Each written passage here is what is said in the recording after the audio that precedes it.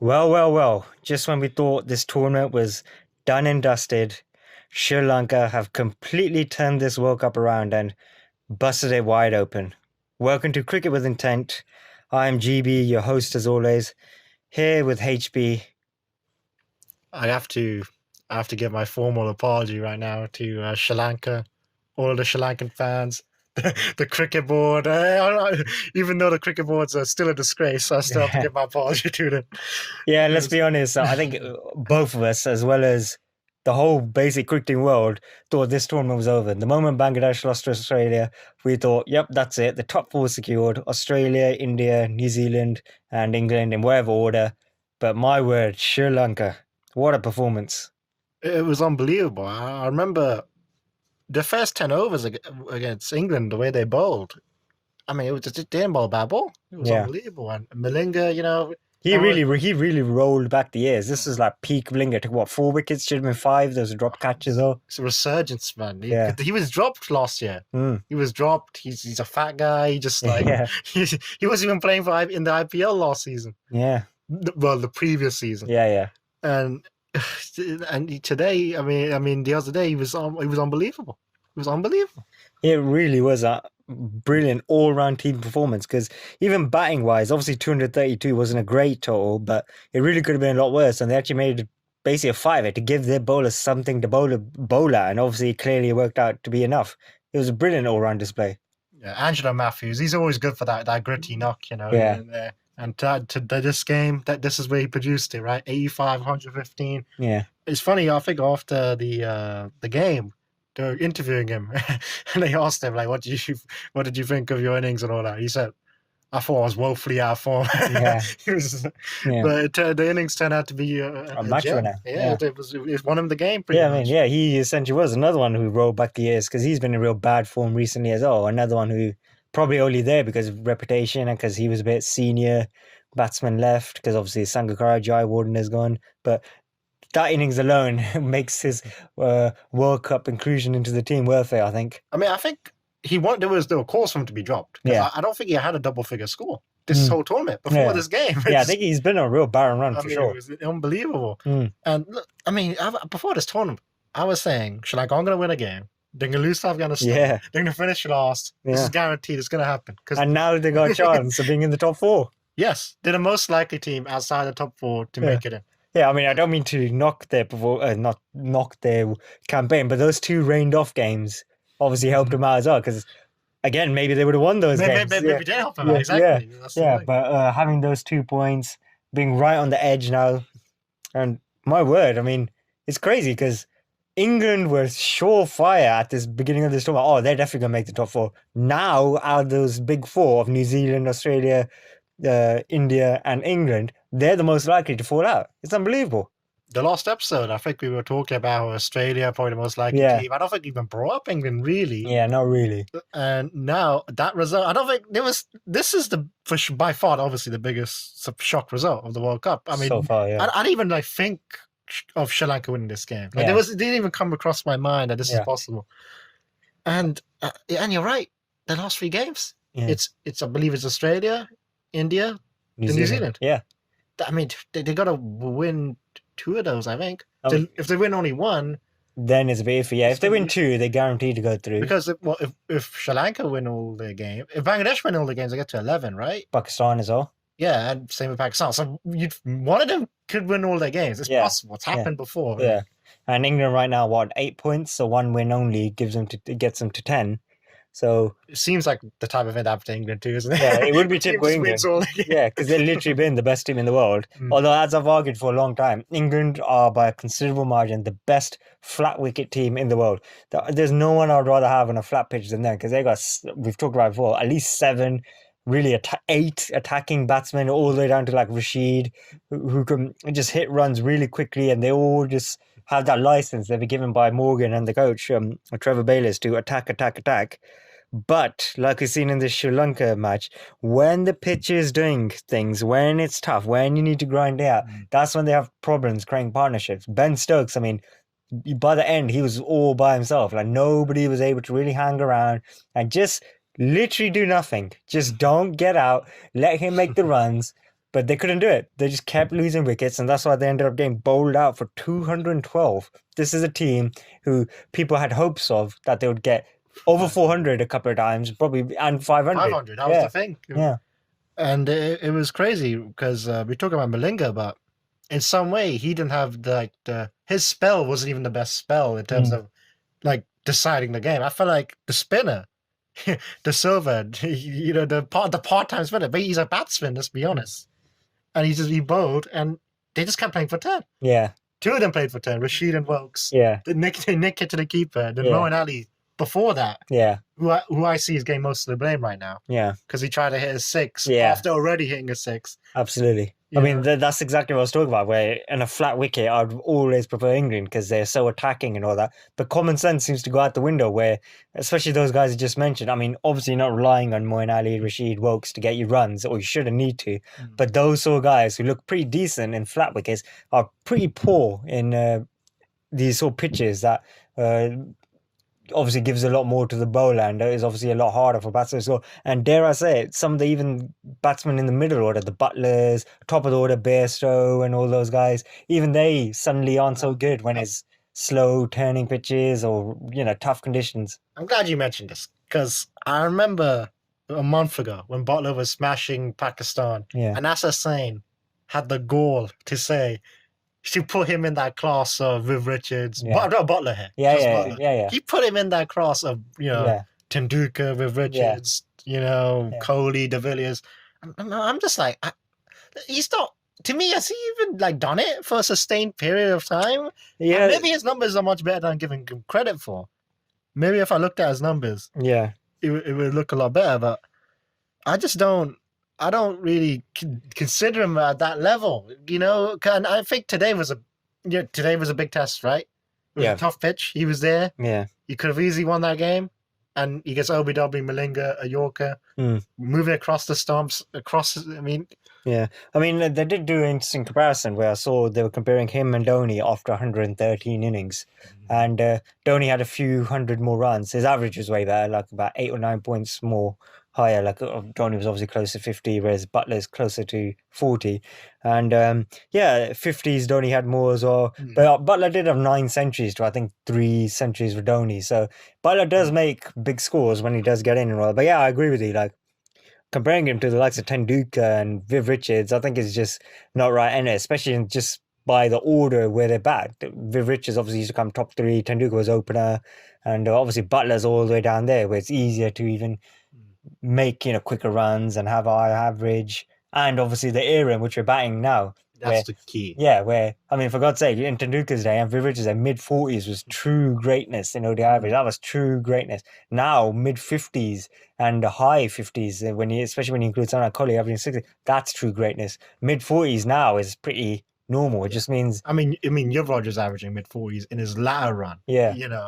And he got dropped, so that says enough. Yeah, exactly. So I mean, what are your thoughts then? Do you think England are going to make it into the top 4? What about Sri Lanka? Do you think they'll somehow sneak in? Because it's going to be tough now for England. They they probably need to win 2 out of 3 games now. Do you see them winning 2 of those last 3? So I mean, India, obviously we're going to talk about them later, but I know they didn't have a great performance, but I think India are going to beat them.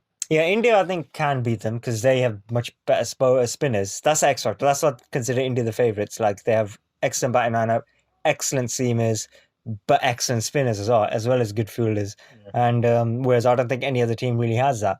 And what I think is interesting is how hard will the likes of India, New Zealand play, assuming they keep winning until their England games and they're both comfortably through. Because like we've talked about before, this tournament is a battle of attrition where everyone's going to play 9 games, ignoring washouts, which means, you do want to think about resting players. Like I would rest Bumrah the moment India have the chance, I'd rest him. That could benefit England. Yeah. You notice how they mentioned Australia there, not just because I think that's their next game, but because it's Australia. Australia would absolutely love to knock out England. Exactly. Yeah, so that's why I think they're not out of the woods yet officially. Yeah, they need to win their games. They need to win one. Yeah. So what do you honestly think? You think they're going to make the top 4, England? I personally think they will. I think they'll end up getting 2 wins. And personally, I don't think the likes of Pakistan, Bangladesh, Sri Lanka will be able to win out. I think they're playing each other anyway, Pakistan, Bangladesh. Only one of them there. All I say is I think England will only win one game. That's all I say. I'm not sure if they'll get knocked out. Yeah. I need to look into this properly. Yeah. Because it's gonna be tough. It's gonna be hard to tell. The other thing is run rate as well, because Pakistan's run rate's poor. It's still minus 1 point something. But the rain comes into it now, right? Where they won't really have a tie. They won't be tied on points, will they? Well, unless there's a tie or another rain game. Exactly. Although it doesn't look like it. Actually, no, you say that. The weather's going to be really warm the next week or so, but it might be humid where there's potential for thunderstorms and stuff like that. But yeah, it's certainly interesting. So, yeah, I mean, thanks to Sri Lanka for really busting up this tournament. And it's almost like India and Afghanistan saw that and were inspired because they played an absolute classic game as well. Well, to be honest with India, I gotta say, they really should have lost that game. Let's be honest. Yeah, Afghanistan in the end actually blew it. Oh, I'm an India fan here, but I'm a cricket fan. Yeah, and I was supporting Afghanistan during that game. I was like, "Come on, they gotta win this. Come on, Nabi." I mean, that literally came out of nowhere. I think we probably should have apologized to Afghanistan fans. I mean, we weren't wrong. India did win, but we really just assumed, okay, India are going to win, and that's going to put on basically mean they're going to qualify. They'll be 9 points. Yeah, and there were plenty of games to go. But my word, they really played unbelievably well, Afghanistan. The bowlers, the spin trio just absolutely controlled the game, never let the run rate get away, kept chipping away with wickets. It was an unbelievable performance. I mean, I don't think I need to apologize. I was trying to hype this team up before the tournament. Yeah, but admit, you gave up on him. Oh, for sure. I gave up on him, for sure. Yeah.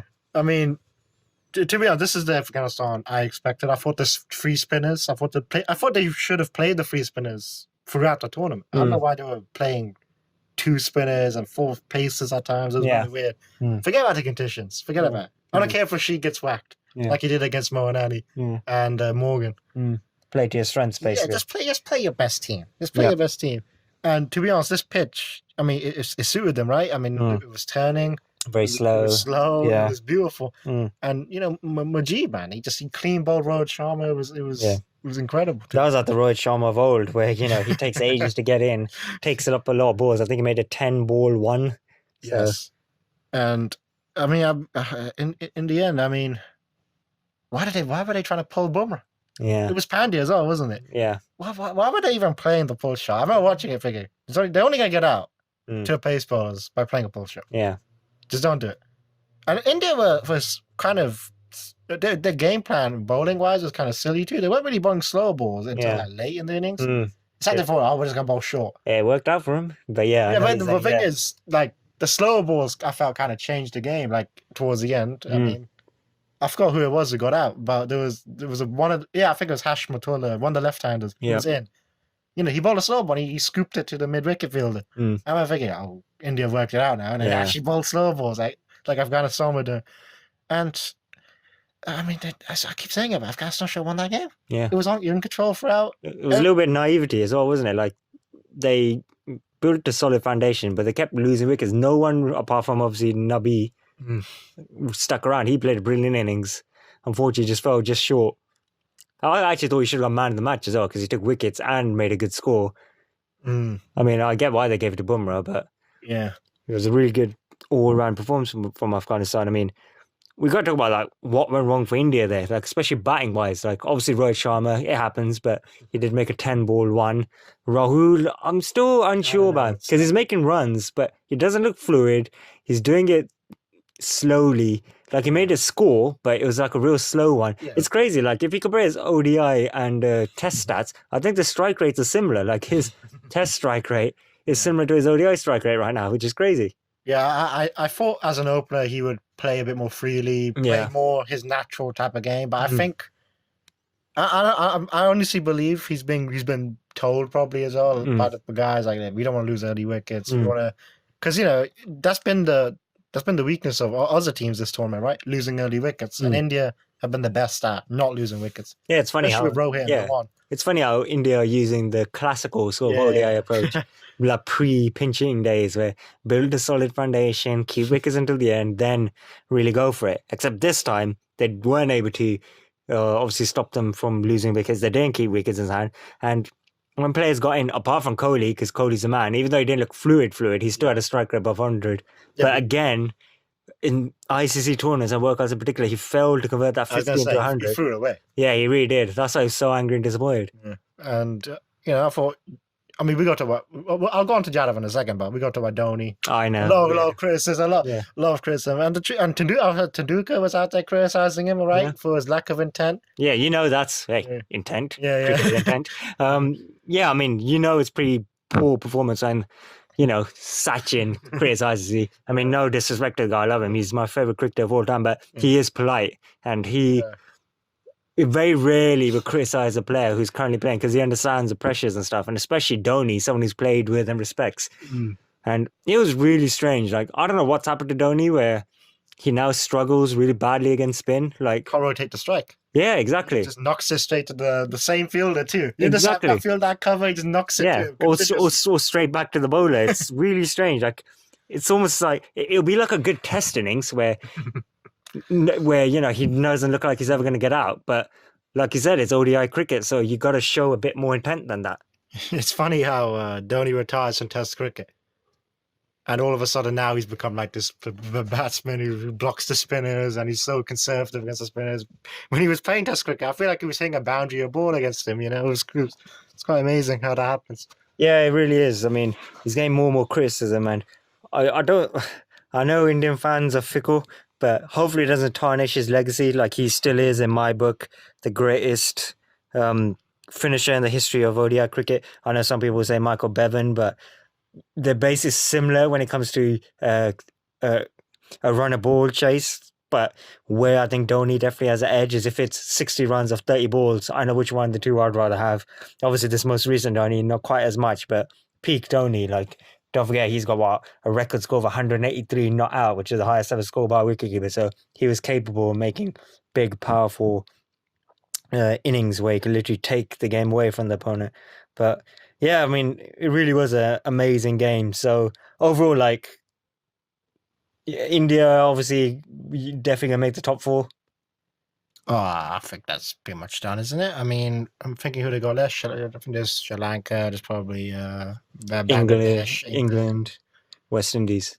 Yeah, that's it. So, I mean, you'd think they. I mean, how many games they have to win? What do you think? They got 9 points. They really want more win out of 4. So just probably they should have been 2 of those. Yeah, at least, right? Yeah. So I think they should be fine. And then, do you think they should rest players? I know we talked about it briefly, but I know I would rest Bumrah at the moment. It depends. Thing is, it depends, right? What if it's like Sri Lanka in 4th place? Yeah, that's true. That's true. Don't you want to get first then? So you get them in the point. semi.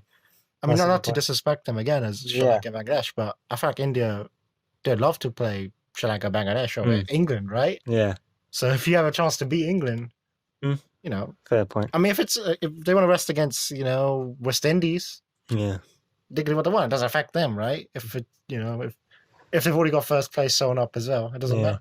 I mean, speaking of West Indies, what a match that was. I mean, that's literally, I think, one of the top 10 World Cup games of all time. What were your thoughts on the West Indies and New Zealand game? Oh, it was unbelievable. It was unbelievable. It's crazy because, I mean, I missed like the middle of West Indies innings. I was outside, and when I left, they were cruising. They were 2 down. Gale and Hetmeyer were playing well. There's always a back in mind like they could collapse, but I thought to myself, they've already done their collapses this tournament. They're not going to collapse again. Surely they'll just win one now. Yeah, that's the thing. Like, they don't seem to learn from the lesson because they were miles ahead of the run rate. With Gale going above a runner ball, Hetmeyer as well playing so well. For some reason, neither of them decided to settle. Hetmeyer in particular, I know he's young, but I don't know if Gale gives off the wrong sort of vibe where everyone thinks we should play like him, but they both gave their wicket away going for big shots. No one had the sense to, I got to hang around there. And obviously, the middle order just completely collapsed. And then, my word, what an effort. Like, we have to talk about Carlos Braithwaite, like one of the great ODI innings of all time. Yeah, when I saw it, I saw the score, they were 160 was set. I thought, the idiots, they've blown it. They've blown this. We're cruising. Yeah. And I was just like, okay, whatever. And then, I come back to check again later, the 9 down, and I was like, oh, it's probably over then, right? It's like they need like how many? They need like 40, they need like 50, I think. Yeah. I was like, I saw, okay, Colin Brathwaite's still there. He's made a few runs. I thought, oh, okay. Yeah. I'll have a look. I mean, my friend at this point, we're just looking at the cricket info, like, Yeah. the play-by-play, Yeah. Before you know it, we're just like, I guess we check how much data we have on our phone. We can't get Sky go. That's how we watched it. I checked how much data I have. I'm like, okay, I can do it. I can do it. That's fine. I checked. I got Sky go. We're just watching the Carlos Brathwaite at the end. We're just jumping up and down. Oh shit! Oh my god! They can do this. They can do this. Crazy thing is, Carlos Brathwaite is basically hasn't been good. Yes. Like he's basically lived off the 4 sixes against Ben Stokes. You know, the Carlos Brathwaite, remember the name. But my word, this is an absolute blinder. Although even then, you could maybe criticize him. Why did he go for that 6? He could have taken the single, and then they would have needed 5 runs or 4 runs off that final over. But he went for the 6 down the ground, and I will say he was about a foot away, a foot higher, even half a foot, and that goes to 6 and they win the game. But it was absolutely heartbreaking. I mean, can you criticize him for going for that 6? Yeah, yes, I can. I mean, okay, so it was lost over. You're right. Yeah. Who would have bowled it? It was Bolt, right? Probably, right? Trent Bolt was playing. Yeah, I can't quite remember, but yeah. That's the thing is, the way he was playing, it wouldn't have mattered. Yeah, I think Bolt would have been easier to hit than Neesham. Yeah. You'd bowled you 5 balls previously and you struggled to lay bat on ball. Just knocked a single. Yeah. I mean, the craziest thing, that to me, that was the moment of the World Cup. Yeah. Before that, I thought Naby's 6 was the moment of the World Cup. I thought that was crazy off Bumrah. Yeah. I thought that was amazing. But this was the moment of the World. That was the moment of the World Cup. That catch there. Yeah. You know, I was thinking to myself, there was a lot of range of emotions when, I mean, it only took like 5 seconds, that whole ball and the catch to take place. Yeah. But there was a whole range of emotions there. When the ball's going out, like, take a single, calm down. And that's just in the slot, don't hit this. He swings his bat at length ball. I think just, because, I thought he mishit it when I thought the ball was not going to go anywhere. I thought the sky is gone. And then the ball just kept going. And I was like, wait, hold up. Is this going to go in? And then Bolt just catches it. Like for me, it was almost opposite. Like, I initially thought straight away, oh my god, he's hit this a 6. He's hit this a 6. And then it was like, no, he's been caught. I couldn't believe it. What almost helped was because it was a ball that was there to be hit actually, but it was always slightly towards his leg side. And I think there was no fielders on the offside. That's the thing. And he had plenty of opportunities. He just cut a ball for 4. That's how poor of a batsman he is. Not to disrespect him after he just made 100. But one-dimensional in that. Just hit a ball to the offside, man. There's no one there. There's literally no one there. And, he tries to swipe at the ball. It was... God, it was so frustrating. I must say, when the moment it happened, I just turned it off. I was like, I mean, it is hard to criticize him because the rest of the batting lineup, I mean, Holder's been a disappointment. Like, he's coming to this tournament, certainly in Test cricket, I think the best all-rounder in the world, but he's done very little to nothing in this ODI World Cup. His bowling, bowling hasn't been good, batting hasn't been good. I mean, he got first ball duck this innings. I mean, he could have been and should have been the guy to hang around with Carlos Brathwaite, just make it 40 ball 20 or 30, whatever, and let Carlos Brathwaite do what he needed to do. But he's been really poor. Even the wicket, it wasn't like a, it was just a ball. Yeah, he just sort of poked at it. Yeah, it was a nothing shot. Yeah. It's his favourite shot, right? The drive, and he's just like, I'm just going to have a go at it. I mean, you didn't have to. Yeah. You didn't have to. I think they had just lost Hetmeyer and Puran was earlier, right? Okay, so they just lost Hetmeyer. The game was still there at the time. Yeah. Just stay in there, Lil. Yeah, Hetmeyer, I was disappointed with. Again, he's only about 20 or something. He's a youngster, but he was making a runnable 40-odd. It was more than that. It was like, I think he made 56 or 47. Yeah, He was flying. They were flying. They were winning this. Yeah, they were miles ahead, even when they were losing wickets. That's why Carlos Brathwaite had such a chance of doing it.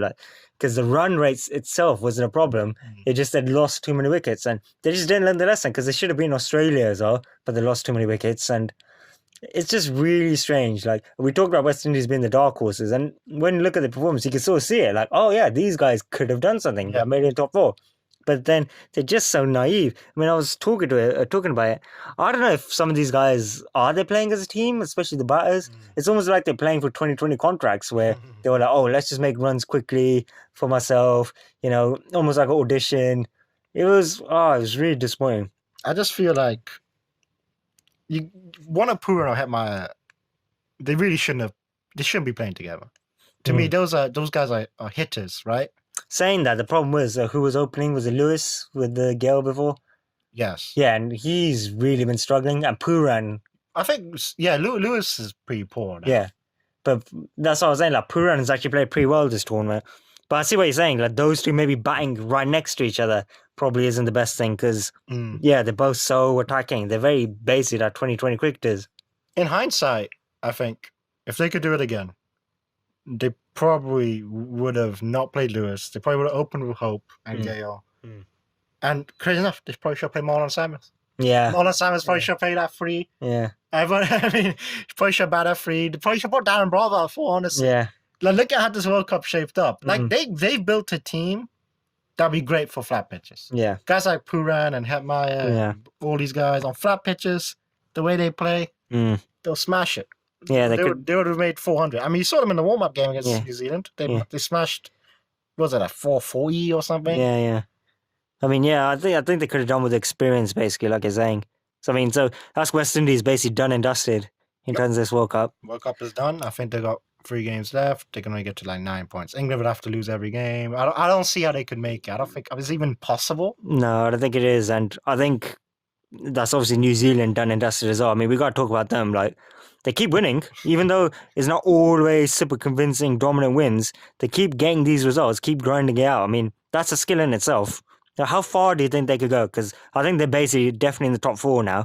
Do you actually think they could go all the way and win for once? Or is it going to be another case of New Zealand reaching the semis and losing? Yeah, I don't think they're going to go all the way. I've made my mind up now. They can't have just 3 close wins. 3 close wins, right? Bangladesh, where they chased 244. Yeah. With losing 8 wickets. When really they should have lost that game again. They just Bangladesh blowing runouts, wide open runouts. And the South Africa game, which we talked about last time. Yeah. There were job catches and all things like that. I mean, New Zealand deserved credit this time, I think. You know, they were 2 down. Yeah. Oh, yeah. First for over. Williamson's really proving his class. Like, he legit is one of the top 4. I mean, right now, you'd probably put him number 2 to Kohli. Oh, yeah. Maybe what are we talking about here? Like, all formats? Yeah, I mean, I suppose, yeah. I mean, ODI is like, obviously in this tournament, he's playing better than Kohli because he's making big scores, but with Kohli averaging 60, it's hard to rank Williamson above him. Saying all that. Then again, you know, Williamson, the way he's playing right now. Yeah, he's playing amazing. This is better World Cup than Kohli's ever had, I think, right now. Yeah, he's made 2 match-winning scores, basically. 2 match-winning centuries consecutively. In 2 lowish scoring games. Yeah. So, I mean, he deserves it. Yeah. I mean, it's a lot of credit. I mean, that's carrying, basically, what he's done. He's carrying them. I mean, he hasn't been all by himself. Ross Taylor played a good innings as well. He probably should have felt he should have gone on to a century, but he made a 60-odd. So, New Zealand looks strong. I actually do think they have a legitimate chance to win it. Because even now, they're not really properly being talked about, considering they're undefeated alongside India. Like, people still, obviously, I think rightfully so, have India favourites. They still seem to think England, it's just a blip, they'll be fine. And Australia, they're always there or thereabouts. We're talking about Williamson, but we got to talk about Lockie Ferguson, right? Yeah. New Zealand, that guy's I'm pretty sure he's leading the wickets right now. Yeah, he's certainly right up there, yeah. I mean, it's crazy. When you look at him, he looks like one of those like Australian fast bowlers, right? With even the facial hair and the look. Even this guy looks like Dennis Lilly or something. Yeah. And he bowls about probably, I don't know how fast Dennis Lilly bowled, but similar pace must be. Yeah. He's lightning quick. He basically won them this game. Williamson with the bat obviously got to that score. Yeah. But he's the one who got those wickets. Definitely. I mean, he got Hetmeyer and Hold out, basically 2 wickets and 2 balls. I think got Pooran out too. I mean, he has been funny this tournament in terms of this looked like the tournament where it's going to be the batsmen's tournament and maybe the spinners, but the seamers are leading the way. They're the highest wicket takers, as it seems to be every tournament. Stark, obviously, you just mentioned Ferguson. It's always a banker, right? Left arm seamer is going to be up there. I think it's like 3 of them now in the top 5. Yeah. I mean, it's been incredible. So, yeah, I definitely think New Zealand are legit contenders now. They're into the top 4 for sure. They'll be able to rest players as well. I do think it's interesting. Like, it can depend a little bit who they play. Obviously, New Zealand and India haven't played each other, which is why I think that's going to be my bet for the final, because that's just the way sports is. They missed each other in the group stage. They'll end up facing each other in the final because I think that's obviously New Zealand's weakness. They're not quite as good against spin. And I think facing the likes of Australia and England would be better for them. But yeah, I mean, speaking of top four, Pakistan, South Africa, really obviously puts officially the nail in the coffin for South Africa. They're done and dusted. It has to be the worst World Cup campaign ever, right? Yeah, I mean, 2003 they got knocked out group stage, but there was some incompetence. Yeah, it was just some stupid. It was another sort of South Africa crushing. They messed up the duck with Lewis. It was very South Africa basically. This is not very South Africa at all. They have literally looked poor all tournament. They've sort of been competitive, but whenever the crunch important moments came, they just blew it, and they ended up losing the vast majority of the games. They've ended up with 3 points. I mean, they've beaten Afghanistan. That's it, and one game was rained off. Yeah, they're terrible. Yeah. They're terrible. They literally are just terrible. Yeah, there's weaknesses all across the board. That'd be the really worrying thing. It's not like they choked or the bowling wasn't good enough. It was everything. The batting wasn't good. I don't think the fielding was that good. I mean, since when has South Africa ever produced bad fielding in the tournament? But they were consistently poor. It sums them up when Imran Tahir's like fielding in the hot spots, you know, where the ball's going. Like Imran Tahir's one of your main guys fielding. I don't know how or it's either he's one of your main guys fielding or your captain's stupid enough to put him in that 40-year-old, Like, I don't know, it's one of the other. That's the thing. Duplessis to me, he's the guy, I think. His stock has gone down the most, I feel like, in this tournament. Yeah. Captaincy, everything. That's terrible. Because I don't think no one really considers Duplessis like a great or anything, but he's been a fine servant for South Africa. He's made some crucial innings for them against Australia. Some of the test innings have been incredible. But yeah, South Africa were just so poor. Duplessis has been so poor. Amla's been poor. I know he's made a score here or there, but he's never really looked comfortable. I mean, de Kock has just been atrocious, really. He made some runs, but he was terrible. Yeah, he's been poor, really poor. I mean, his average in ICC cricket tournaments is really abysmal. I think I remember you drew that attention to me, and he's just continued this tournament as well, where they kept losing wickets top order. The middle order, some of them hung around, but they were never able to really propel the score. I mean, I don't want to keep talking about it, but de Villiers, I sort of agree with them not picking him because you can't be so arrogant as to a day before suddenly say, actually, I'll play after being retired for a year. So I don't blame him for saying no, but at the same time, they really could have done with the informed de Villiers. I blame him in one sense. They probably should. I think they should have been the people. They should have been the first. They should have put the olive branch out. They should initiate contact, yeah. I felt like. Just to see how he feels about it. Yeah. Because it was funny before that, right? He was putting out those feelers, right, about playing in the World Cup. Yeah. You know, he was saying that maybe he'll play. He wasn't saying no. He was saying this months in advance. Yeah. So I felt like at some point, just some communication. Yeah, I mean... You're telling me the only communication they had was the day before. Yeah. I mean, yeah, there's definitely more to that story. I'm sure... Obviously, someone's angry with one side because the whole de Villiers retirement thing was weird anyway. I thought it was just an odd situation because he's clearly got plenty of talent to go. And he doesn't seem like, I just want to play 2020 cricket and make money. So it's very strange. I mean, it's been by far and away the worst South Africa ODI team I've ever seen. And, obviously they've only been playing since the early 90s, but they have been consistently a top-notch ODI team. Throughout the 90s, they were very good. 2000s as well, despite obviously occasionally having bad tournaments like 2003, they're always there or thereabouts. I mean, the only bright side I would say is there's been no choke moment this tournament. They won't, blow it in the knockout phase. That's the only bright spot. And I suppose Tahir bowled really well. Yep. But he's retiring as well, so... I actually thought at times the bowlers try their best, right? They really carried them. Morris, I thought, bowled well at times. Yeah, Morris bowled well. I was getting Morris some stick before the tournament. Yeah. He didn't even make the squad. I think he only got into the squad because someone got injured. Stain, was it? I don't know who it was, but someone got injured. He got in. Yeah. And he's been probably one of their best players, actually. Yeah, definitely. And Rabada, he was a bit underwhelming, but he was too expectations. Much, yeah. He was underwhelming. Yeah. But I mean, it's been South Africa done that, but Pakistan have given themselves a slight ray of hope. If they win their remaining games, get to 11 points, and a few other results go their way, Pakistan can make the top 4. I mean, can you imagine? This would be the most Pakistan thing ever. Yeah, it can definitely happen too. It can definitely happen because the schedule is relatively easy. They've got Afghanistan, Bangladesh, and West Indies. No, New Zealand. Yeah, New Zealand. Yeah. Yeah. I think that's pretty good for them. Yeah, because New Zealand's probably one of the better teams for them too, I think. Yeah, they got a relatively good record against New Zealand. They've beaten them a few times in the past. New Zealand, if New Zealand can't keep winning, as well, that's the thing. Yeah. They're gonna lose a match. They're gonna drop a game. Yeah, and It wouldn't surprise me if it's against Pakistan. That just makes sense. And the other thing we've talked about, like especially with India and New Zealand, especially if they end up through with a couple of games to go, they might start resting players, and I would do the same. So you're saying Pakistan and Sri Lanka face each other, right?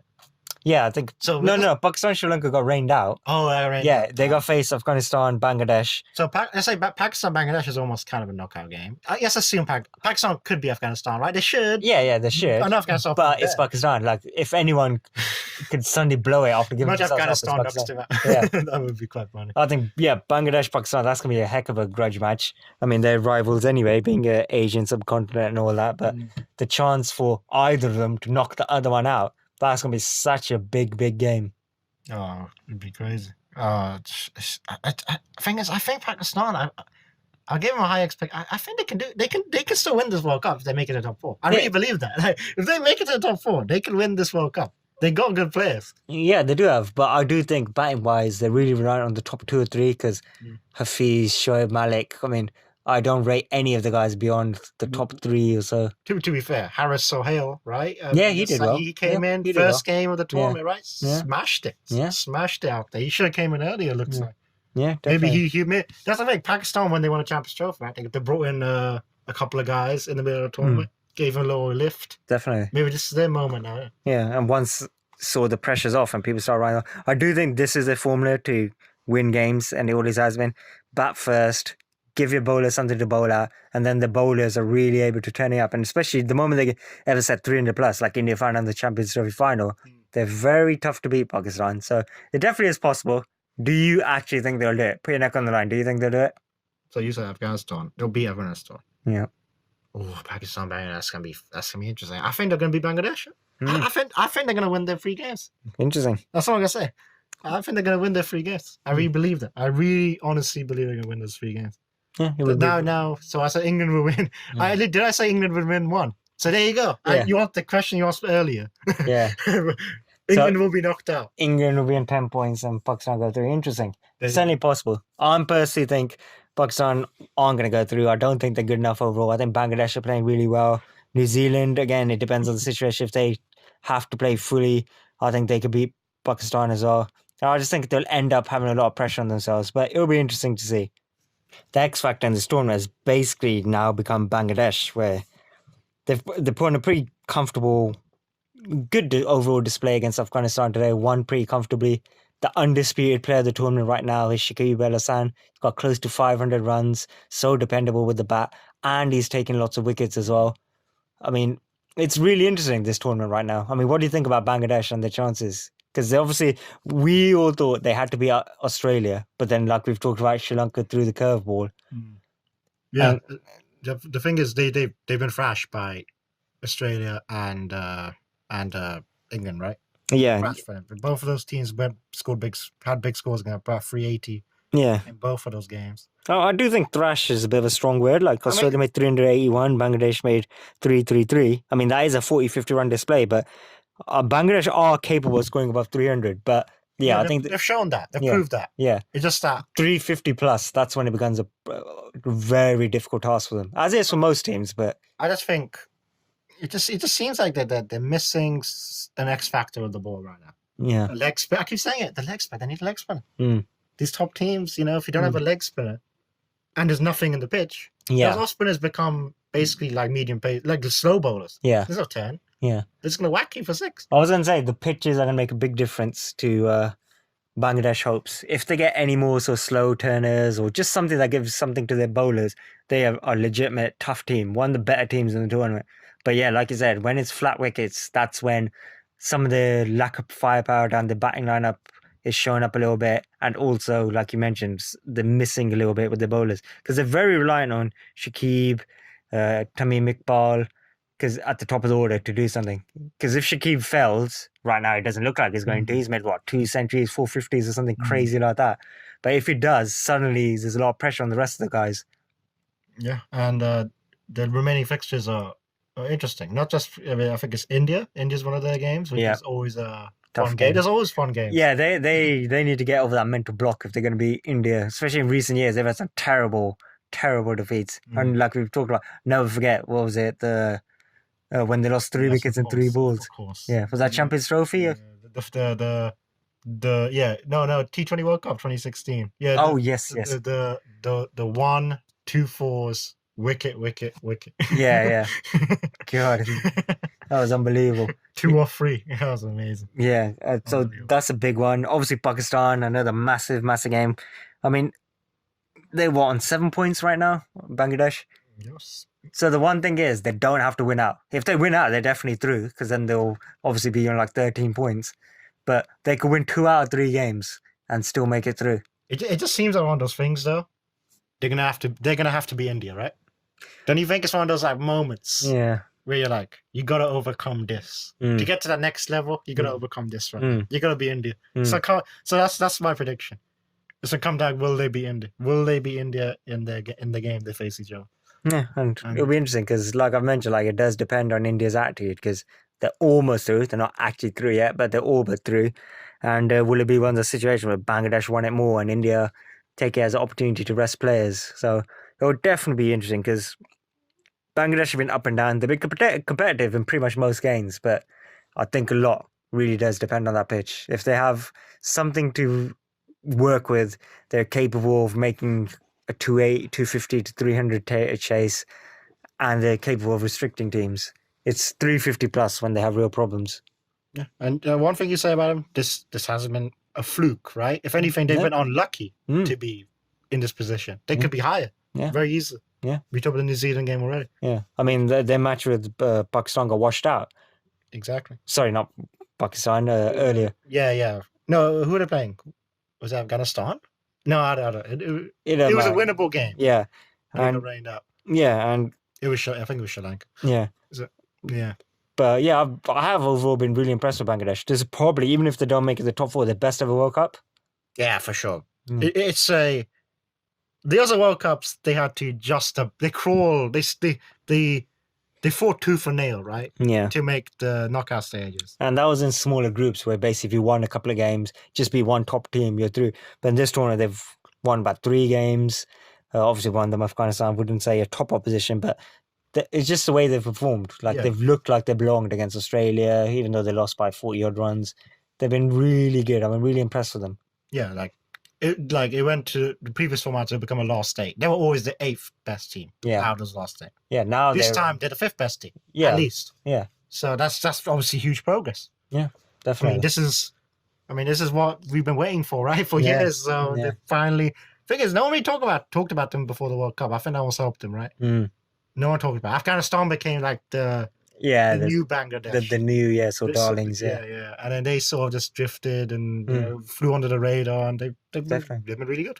Yeah, I mean, I'm just glad to see this tournament finally open up because this was heading towards what being one of the worst. I mean, 2007, I think, is considered the worst tournament. It was too long, and it was clearly obvious Australia were the best team.